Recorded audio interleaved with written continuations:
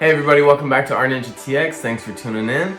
So if you guys have been up to date with me lately, we've been painting some dope stuff of course, but kind of done a lot of 80s stuff and I need one more to complete my set to get you guys up to date. So far we've done Silverhawks, we've done Voltron, and we've done Thundercats. So now what's left? What do I need to paint?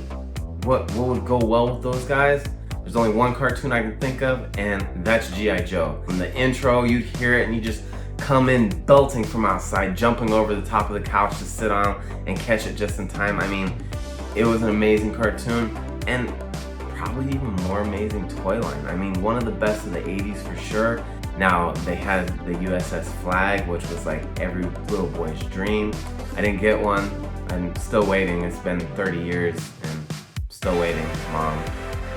But she did get me other ones, and this guy was my favorite, Snake Eyes. As you can tell, I'm a fan, and he's gonna be the guy that I'm painting for you guys today. Let's get to work. So this is the first background that I decided to go with, but I actually made a second one.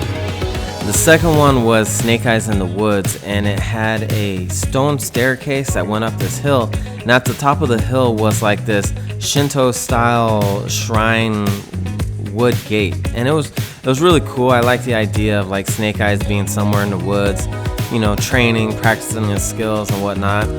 But the problem is when I bounced both of the versions off of my sample audience, which is really just my coworkers and my family, everyone picked the red gate unanimously.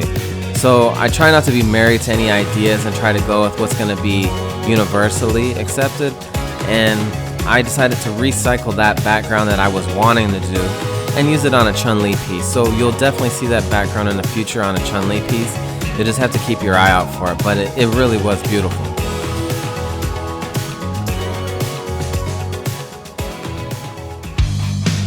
So I finished the background pretty early on that night for me. Usually I'm up to like 2 or so before I, stop. And I could have started Snake Eyes in all honesty, but I didn't feel like I was there mentally to do it.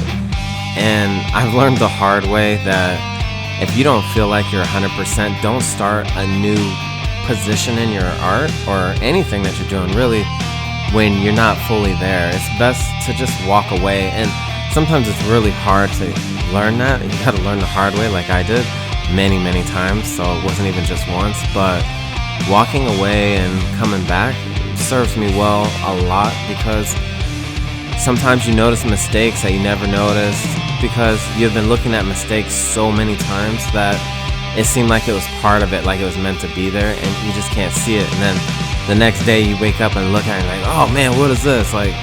So it makes a huge difference. In this one, I really knew that texture was going to be like super important just because Snake Eyes is so dark.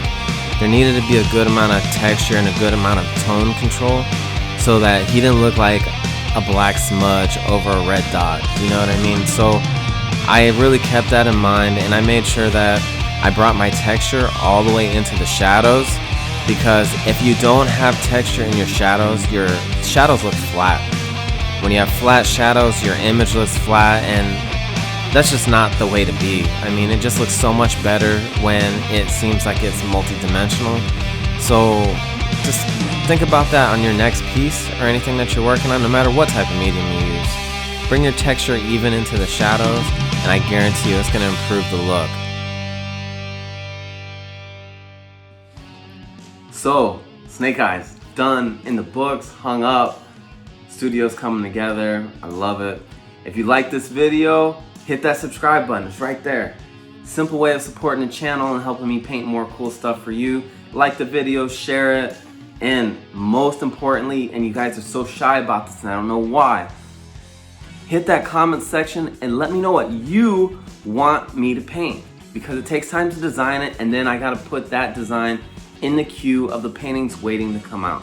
So the sooner you let me know what you want, the sooner I can get designing it, and the sooner it enters the queue, and then the sooner it goes to you. This Snake Eyes was a project that I've been wanting to revisit. My favorite G.I. Joe. I painted him once in 2015, painted him now in 2020.